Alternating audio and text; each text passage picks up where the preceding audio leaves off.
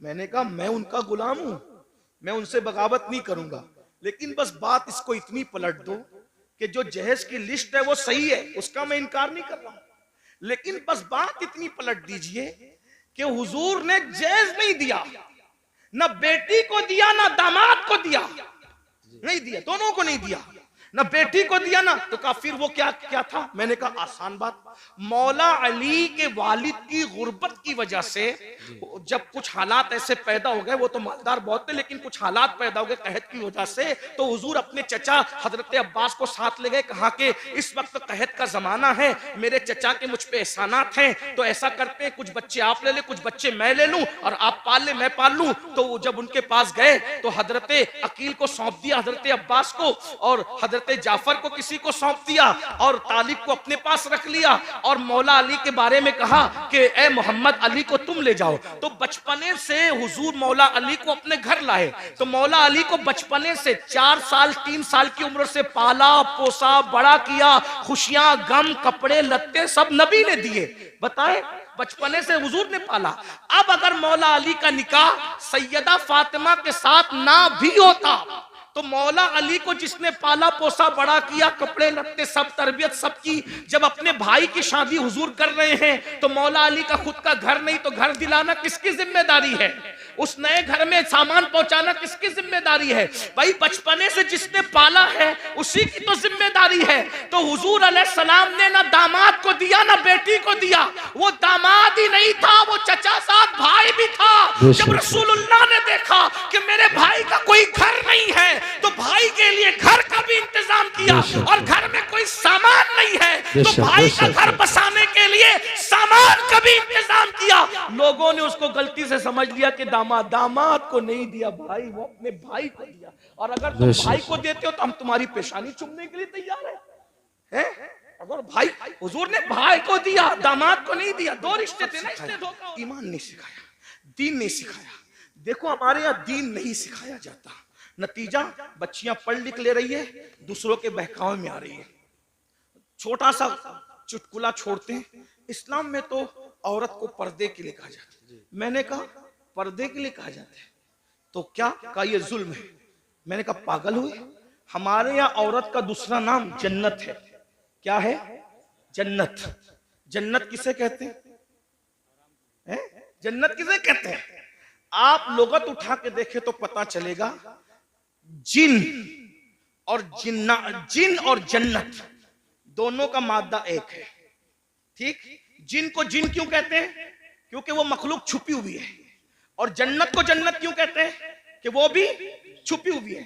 तो जो छुपी हुई हो उसको जन्नत कहते हैं, है ना? हमारे यहाँ बेटी पैदा हो तो माँ बाप के लिए जन्नत, जवान होकर के नेक बीवी बन जाए तो शोहर के लिए जन्नत, माँ बन जाए उसके कदमों में जन्नत। तो जो जन्नत होती है वही तो छुपाई जाती है। हमारे यहाँ औरत का दूसरा नाम जन्नत है, और जन्नत छुपाने की चीज है। अल्हम्दुलिल्लाह हम औरत को जन्नत से कम नहीं मानते, इसीलिए अल्लाह ने अपनी जन्नत भी छुपा रखी है जो सिदरतुल मुंतहा पर है, और हमने अपनी जमीन की जन्नतों को भी छुपा रखा है जो माँ की शक्ल में, बीवी की शक्ल में, बेटे की शक्ल में। सुभान अल्लाह, माशाअल्लाह। जिन्नात भी छुपे हुए हैं और जन्नत भी छुपी, सुभान अल्लाह। इसीलिए जिन्नात है मगर नजर नहीं आते। क्यों? इसलिए कि छुपी हुई मखलूक है। अल्लाह अकबर। तवज्जो करें आप। अर्ज क्या कर रहा था? तो लड़कियों को वर्गलाया जाता है, बहकाया जाता है, और अब हम लोग क्या करते हैं? हम लोग घुटने पर हमला नहीं हो रहा है, हमला सर पे हो रहा है, घुटने ही पकड़ के सहला रहे, घुटने को बचा रहे। मेरे भाइयों, ये तो मालूम करो कि बच्चे मुर्तद क्यों हो रहे, बच्चियां मुर्तद क्यों रहे, इस्लाम की नफरत क्यों है? उसकी कई वजूहात है। नंबर 1, सबसे पहली वजह ईमान न बताना। जब बच्चों को ईमान पता ही नहीं होगा तो वो ईमान बचाएंगे कैसे? नंबर 2, गुर्बत, गरीबी कुफ्र तक ले जा रही है। नंबर 3, बच्चियों की देर तक शादी का न होना, ये बच्चियों को कुफ्र तक ले जा रहा है, और इसके जिम्मेदार आप भी और हम लोग भी हैं। क्यों? इसलिए कि बच्चियों की शादी में ताखीर क्यों हो रही है? माँ बाप को शौक नहीं है बच्चियों को बिठाने का, लेकिन 30 साल 35 साल की बच्चियां हो रही है और हम उनकी शादी नहीं कर पा रहे। क्यों? इसलिए कि कोई उस बच्ची को करने के लिए तैयार ही नहीं है। वजह, इतनी जालिम रसूमात हमने पैदा कर दी है जहेज के नाम पर, हल्दी के नाम पे, मेहंदी के नाम पे, मांगने के नाम पे, इसके नाम पे, उसके नाम पे, कि बच्चियां 30-30, 35-35 साल की हो जाती है और उनको अच्छे रिश्ते नहीं आते। बहुत माजरत के साथ, ये इलाका बड़ा दीनदार है, लेकिन इतना जरूर कहूंगा, सारी दीनदारी शादी के मौके पे समझ में आती है। सारी दीनदारी शादी के मौके पे समझ में, सिर्फ जुलूस मिलाद में दीनदारी नहीं, शादी के मौके भी दीनदारी बताओ ना। सिर्फ जलसों में दर्द भरी बातें नहीं, शादी के मौके पे भी दीनदारी बताओ। जो लोग मुंह फोड़ के मांगते हैं वो तो मांग ही लेते हैं, जो लोग नहीं मांगते वो लोग भी गरीब घरों में सिर्फ इसलिए रिश्ता नहीं करते हैं कि यहाँ जाएंगे तो कुछ मिलेगा नहीं। एक तो वो है कि जो मांग रहा है, और एक तो वो है जो वहां जा रहा है जहां मिलना जरूरी है। जहां नहीं मिलेगा वहां जाना ही नहीं है, जहां नहीं मिलेगा वहां बड़ी माजरत के साथ तू इधर उधर की न बात कर, ये बता के काफिला क्यों लूटा। मुझे रहजनों से गरज नहीं, तेरी रहबरी का सवाल है। मैंने कई जगह ये बात रखी और लोगों ने मेरी बात को कबूल किया। बहुत सारे लोग, नौजवानों ने ये इरादा किया कि इंशाअल्लाह ससुराल से हम एक चांदी का तार भी नहीं लेंगे, एक गिलास भी नहीं लेंगे। ये माहौल बन रहा है मुल्क के अंदर, क्योंकि कुरान कहता है वज़क्किर फ़इन्न ज़िक्र तनफ़उल मुमिनीन, मोमिनों को नसीहत करो कि नसीहत करना मोमिनों को फायदा पहुंचाता है। मेरी कौम के जवानों, अगर सिर्फ तुम यूट्यूब पर मुर्तद होने वाली लड़कियों की वीडियो शेयर करके दर्द भरी बातें करोगे तो इस मुनाफिकत से काम होने वाला नहीं है। ये मुनाफिकत अमली छोड़ दो। और तुम इतनी दर्द भरी बातें करते हो, अगर दर्द है किसी के ईमान बचाने का तो अहद करो कि अगर मेरी शादी नहीं हुई है तो मैं जहेज नहीं लूंगा, और अगर मेरी शादी हो चुकी है, मैं बच्चों का बाप हूं, अब अपने बेटों की शादी करूंगा तो जहेज नहीं लूंगा, जहेज का बाइकाट करूंगा, गलत रसूमात का बाइकाट करूंगा। फिर देखो ईमान बचेगा कि नहीं बचेगा। अल्लाह अकबर। खूबसूरत बेटियां हैं, शरीफ बेटियां हैं, दीनदार बेटियां हैं, लेकिन उनको रिश्ते इसलिए नहीं आते कि उनके बाप के पास भीख देने के लिए जहेज की शक्ल में कुछ पैसे नहीं है। अल्लाह अकबर। मुसलमानों, नबी से इश्क का दावा करते हो, रसूलुल्लाह से मोहब्बत का दावा करते हो, नबी के नाम पे जान लुटाने की बात करते हो। सोचो, ये जहेज की गलत रसूमात की बुनियाद पर जब मुसलमान की कोई बेटी किसी मुशरिक और मुनकिर इस्लाम के हाथ में हाथ देकर जब कुफ्र की दहलीज चढ़ती होगी तो गुंबदे खजरा में रसूलुल्लाह के दिल पे क्या गुजरती होगी। अल्लाह अकबर। हुजूर के दिल पे क्या गुजरती, इसलिए कि उसका बाप तो नावाकिफ है कि मेरी बेटी क्या कर रही है, लेकिन नबी तो हर चीज से वाकिफ है। जिसकी जात से, जिसकी निगाह से खुदा की जात ना छुपी, उसकी निगाह से किसी मुसलमान बेटी का मुर्तद होना कैसे छुप सकता है। अफसोस है मुसलमानों, मुरादाबाद और गिरद नवा में रहने वाले मुसलमानों, वो रुसूमात पे लानत हो जो रुसूमात हमारी बेटियों को कुफ्र तक ले जा रही है, शिर्क तक ले जा रही है। बताओ, हर साल हज करो, हर साल उम्रा करो, मस्जिद बनाओ, मदरसे बनाओ, बड़ी बड़ी दाढ़ियां रखो, खूबसूरत टोपियां पहनो, कादरी, चिश्ती, नक्शबंदी, रफाई, ये सारे टाइटल लगाओ, और फिर बच्चियों के मुर्तद होने की फिक्र न करो, उनके ईमान जाने की फिक्र न करो। अगर कयामत के दिन रसूलुल्लाह का सामना होगा, हुजूर ने दामन पकड़ के पूछ लिया, ओ मुनाफिक, मेरी उम्मत की बेटियां मुर्तद हो रही थी तेरी नाजायज रसूमात की बुनियाद पे, तू क्या कर रहा था? अल्लाह, क्या जवाब दोगे? ये मेरी माएं और बहनें बैठी है, ये भी रिश्ते ढूंढने निकलती है। मेरी माएं और बहनें तो ये लालच में सरता पर डूब जाती है। ये बेटे की शादी करने नहीं, ये अपने बेटों को बेचने निकलती है। कभी बच्चियों के ईमान का सोचा? अरे मेरी बहन, अगर तेरे शौहर ने भी तेरे साथ यही किया होता तो बता, क्या तू इतनी इज्जत के साथ रह सकता? क्या दौलत ही सब है, माल ही सब है? एक बात कहूं, तुम अगर जहेज नहीं लोगे सिर्फ किसी का ईमान बचाने की नीयत से, तो पता है जहेज में तुम्हें क्या मिलेगा? रसूलुल्लाह की दुआएं और उनकी खुशी मिलेगी। वाह वाह वाह, सुभान अल्लाह। अगर समधी ने तुम्हें जहेज दिया, चंद सालों के बाद वो टूट फूट जाएगा। सुसर ने तुम्हें जहेज दिया, सास ने, चंद सालों के बाद टूट। और हुजूर ने ईमान बचाने की बुनियाद पर सिर्फ तुझे एक बार देख के मुस्कुरा लिया, कयामत तक के तेरी नस्लों की तकदीर समझ जाएगी। बेशक बेशक बेशक। अब आप पर है मुसलमानों, तुम जहेज लेते हो या जहेज नहीं लेते? अगर वो सामने वाले देना भी चाहे तो उनको कहो हम नहीं लेंगे, हम जहेज का बाइकाट करें। कुछ लोग हमारे सामने भी खड़े हो, भाई देखो भाई, मैं एक बात कहता हूँ, आपको गालियां देना हमें दे लो, हम तो अपना मुताला एक मशवरा पेश कर रहे हैं। कुछ लोग कहते हैं नहीं जहेज सुन्नत है। मैं हजरत मुफ्ती इस्माइल साहब, मुफ्ती जलीस और भी मुफ्तियाने किराम है, इनके सामने 2 मिनट का एक मुताला पेश करना चाहता हूँ। अगर गलती होगी तो मैं यही रुजू कर लूंगा। हम लोग जिद्दी लोग नहीं है, हम इमाम अहमद रजा की फिक्र के वारिस, फिक्र रजा हमारी है, ठीक है ना। जिद्दी लोग हमारे यहाँ यह कि गलती हो जाए तो रुजू कर लो। क्यों? क्योंकि आर नार से बेहतर है।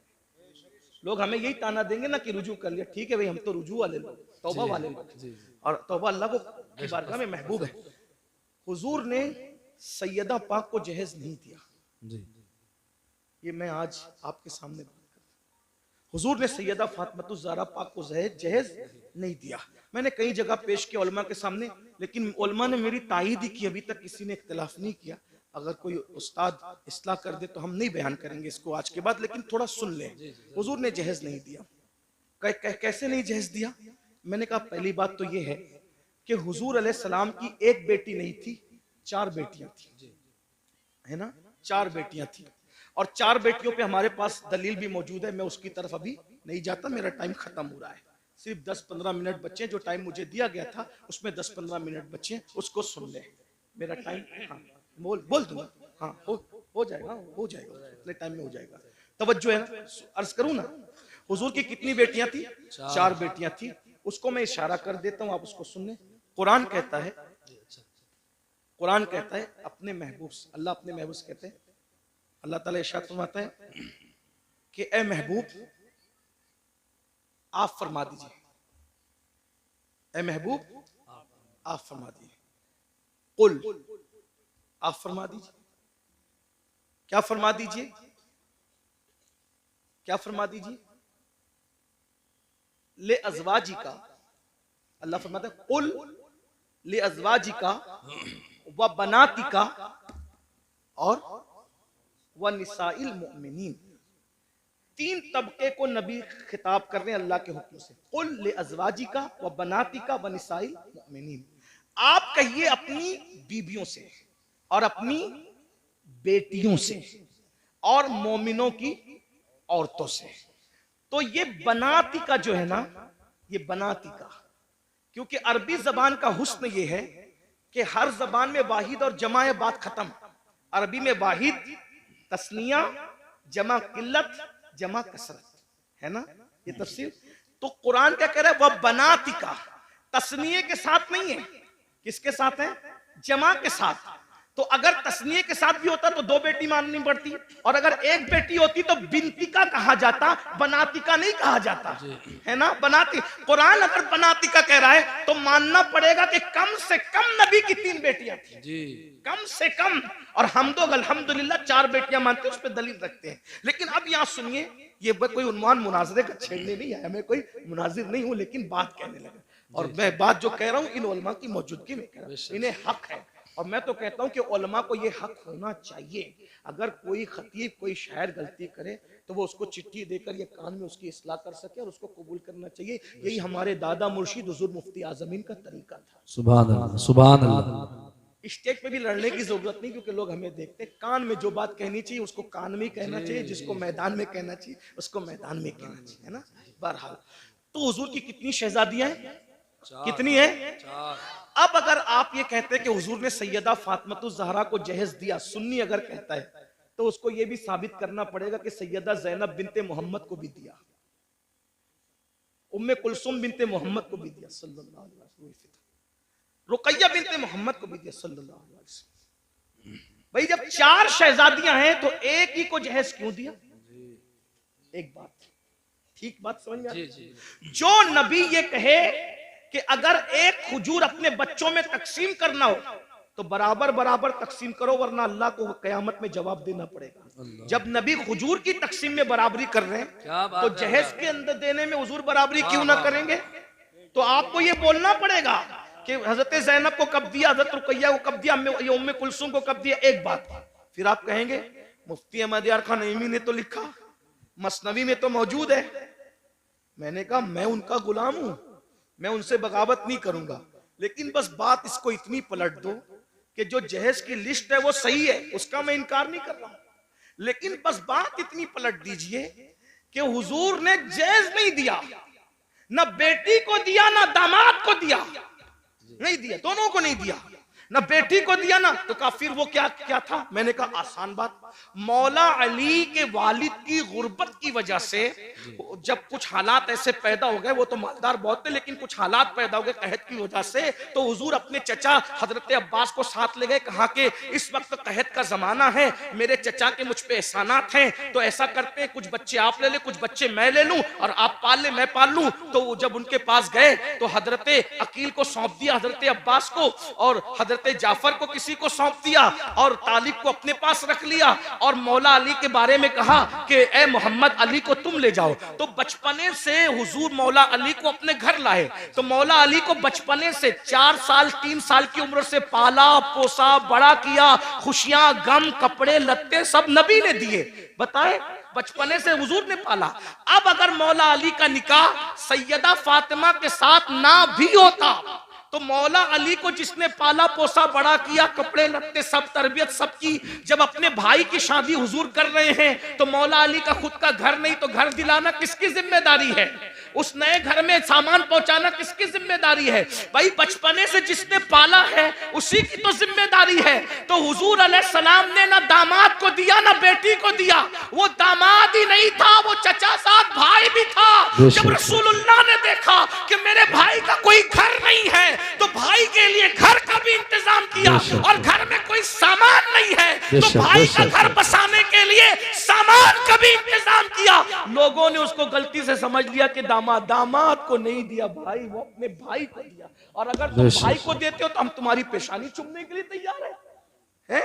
अगर भाई, हुजूर ने भाई को दिया दामाद को नहीं दिया, 2 रिश्ते थे ना, इसलिए धोखा हो रहा है। एक तीसरी बात, चले ठीक है, अगर अली मुर्तजा को दिया ही दामाद को जहेज, और बेटी फातिमा ज़हरा को जहेज दिया, तो सैयदना अली मुर्तजा ने जब अपनी बेटी ज़ैनब की शादी की तो कितना जहेज दिया वो बताओ?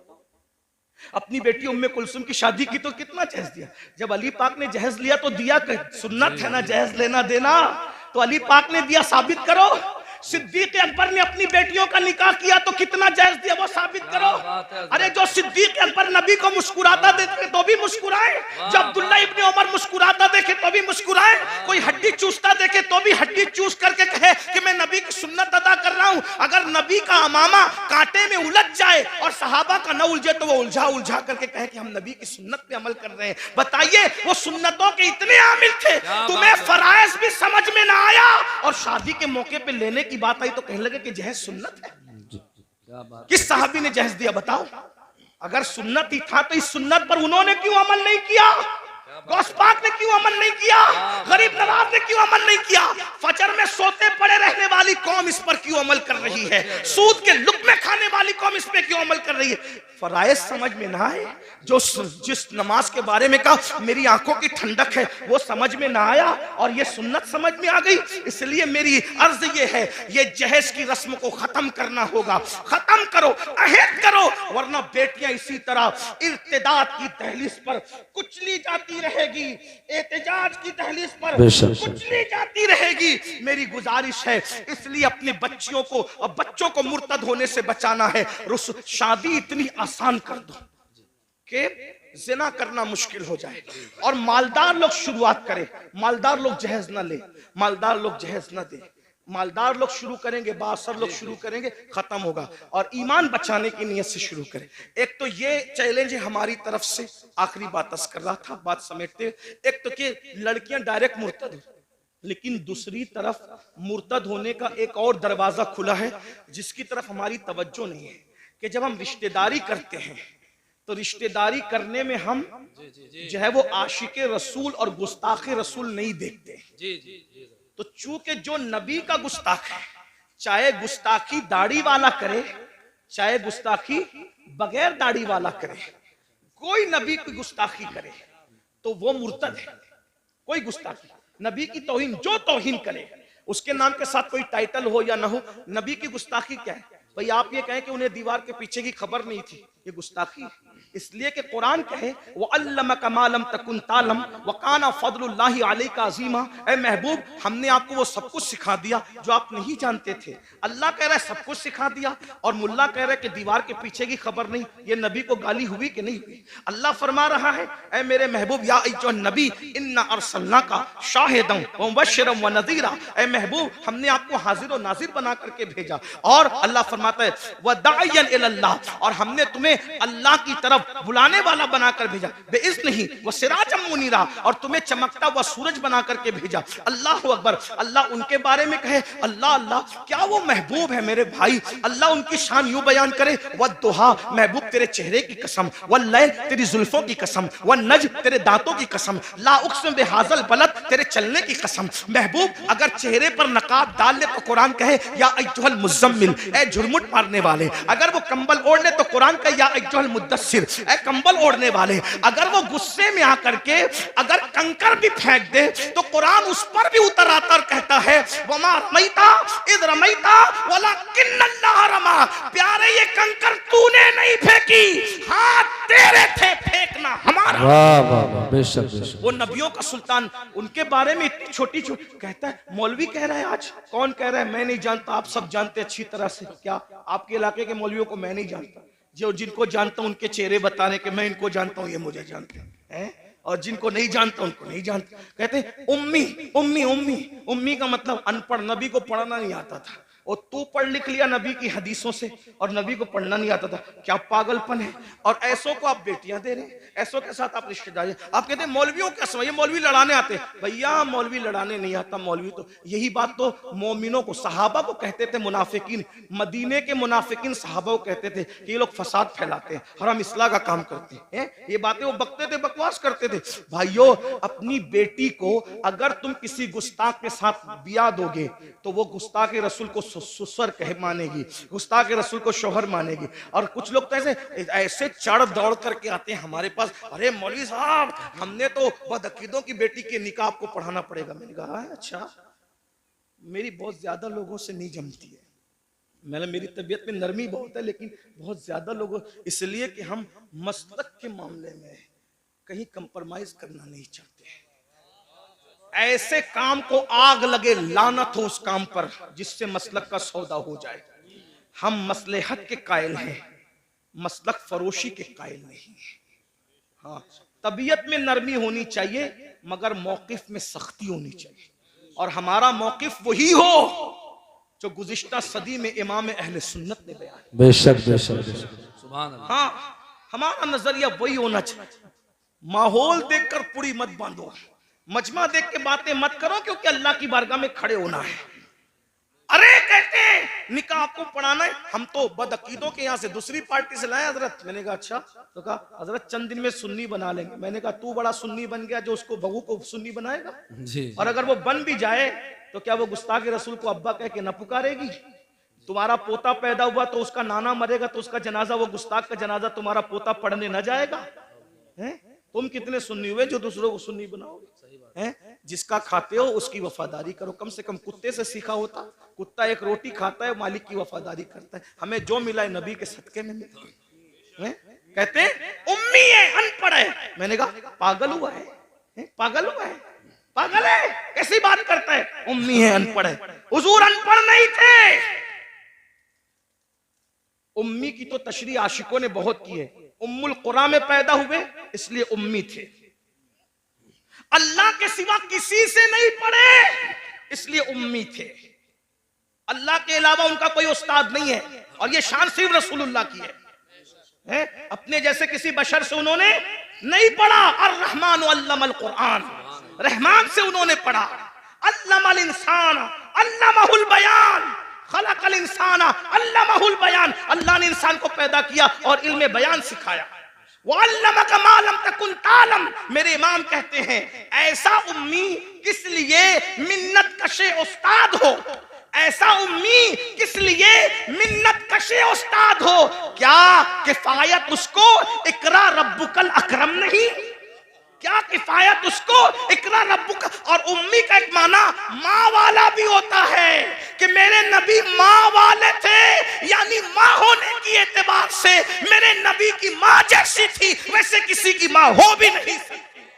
हुजूर माँ वाला, बेशक, उम्मी बेशक, में, बेशक। मतलब माँ वाला, उम्मुल कुरा वाला, माँ वाला, उम्मुल किताब वाला भी उम्मी होता है, क्योंकि कुरान का एक नाम उम्मुल किताब भी है, उम्मुल किताब। अब आप कहते हैं अनपढ़, मैंने आखिरी बात कर दूं, चिट्ठियां इसलिए कर दूं वरना खत्म कर रहा। लोग क्या कह रहे हैं, क्या कह रहे हैं?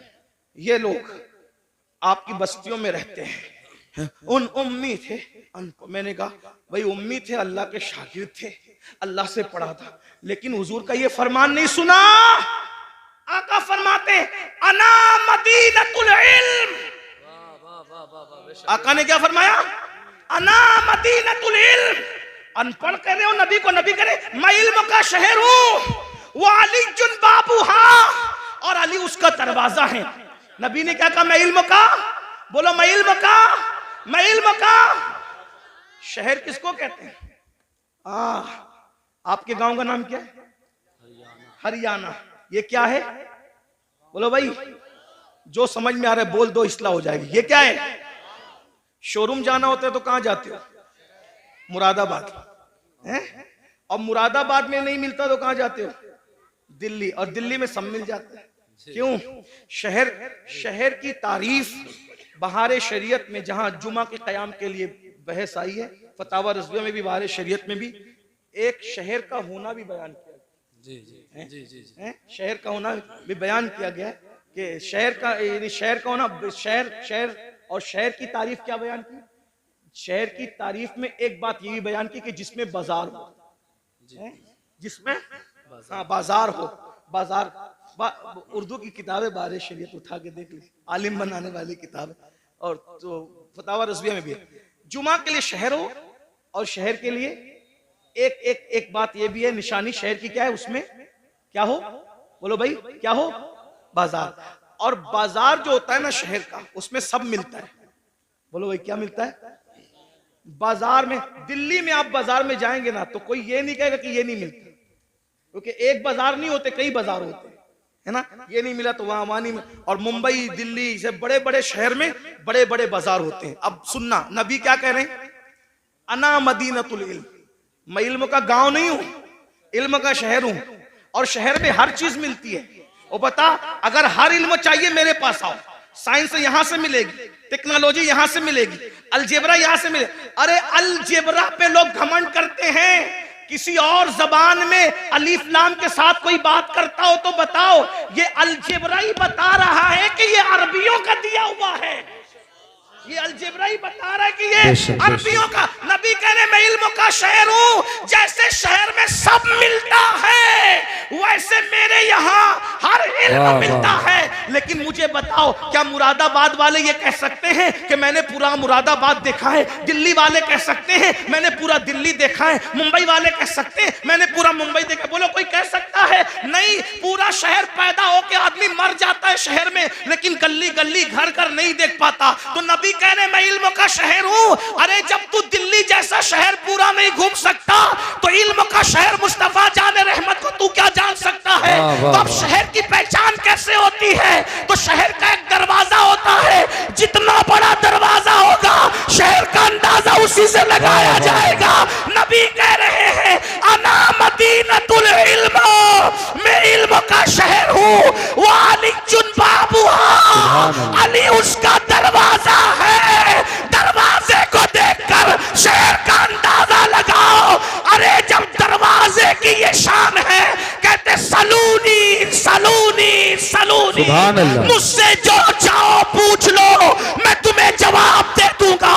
तुम जमीन के जितने रास्ते जानते हो उससे ज्यादा मैं आसमानों के रास्ते जानता हूं। तो जब दरवाजे की ये शान है तो शहर इल्म मुस्तफा जाने रहमत की शान का आलम। सुभान अल्लाह, नारे तकबीर। याद रखो, इसी अकीदे पे कायम रहो। अपनी बेटियां आशिकों के यहाँ दो, गुस्ताखों के यहाँ मत दो। और आखिरी दो जुमले, सिर्फ नबी के गुस्ताख नहीं, सहाबा के गुस्ताखों को भी, वाह वाह वाह, अहले बैत के गुस्ताखों को भी बेटी न देना।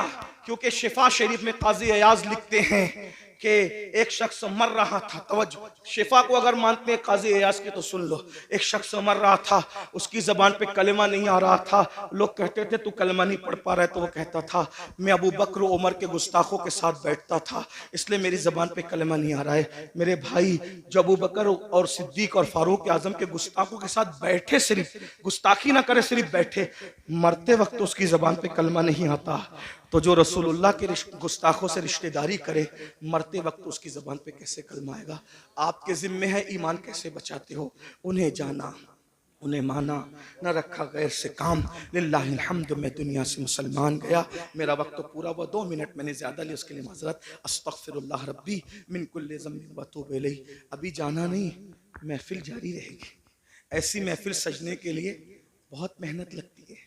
अभी मुफ्ती साहब का खिताब होना है, हम लोग इसलिए जल्दी आ गए कि जल्दी जाएंगे तो जल्दी महफिल शुरू हो जाएगी। हम लोग पब्लिक देख कर नहीं आते। हाँ, 72 भी हो ना, वफादार चलेंगे। लेकिन अल्लाह ने आपको भेज दिया, आप सब आ गए माशाल्लाह। हम तो माशाल्लाह 8:30 या 8:35 से यहाँ के बैठे हैं। हाँ अल्हम्दुलिल्लाह, मुफ्ती साहब भी तकरीबन 8:45 के करीब आ गए थे, 8:45 या 9 के आसपास वो भी आ गए। तो ये उलमा पहले, और मैं तो आपको मशवरा दूंगा ऐसे ही करो। अभी कुछ किसी के सताने और ये किसी के प्रेशर में करते हो, लेकिन महफिल का मिजाज बना लो। मगरिब के बाद या इशा अव्वल वक्त में पढ़ के शुरू करो, 11, 11:30, 12 तक के महफिल ख़त्म करो। तुम भी फजर पढ़ो, हमें भी फजर पढ़ ले दो, वरना मुकर्रिर तो बेचारा जाग करके फजर पढ़ लेता है, क्योंकि सुबह वो जोहर तक सोएगा। लेकिन आपको तो काम पे जाना है। फजर जो रोज रोज पढ़ता है, वो भी हमारे जलसे की वजह से पढ़ नहीं पाता। अगर एक की भी फजर हमारे जलसे की वजह से तर्क होगी, तो मैं समझता हूँ कि कहीं ना कहीं जिम्मेदार भी पकड़ में आएंगे और छोड़ने वाला भी पकड़ में आएगा। और करोड़ों जलसे एक पल्ले में रखा जाए और फजर की एक नमाज एक पल्ले में रखा जाए, दोनों बराबर नहीं हो सकती। इसलिए 3 बजे तक, 2 बजे तक मत जगाया करो, जल्दी जलसे खत्म। जलसे देर तक चलाना कमाल नहीं है, जलसे में अच्छा पैगाम देना ये कमाल। बेशक अल्लाह पाक की बारगाह में दुआ है, गुफ्तगू के दरमियान मुझसे कोई भी गलती हो गई हो, अल्लाह ताला माफ कर दे। अस्तगफिरुल्लाह रब्बी मिन कुल्लि ज़ंबिन व अतूबु इलैहि व मा अलैना इल्लल बलाग। अस्सलाम।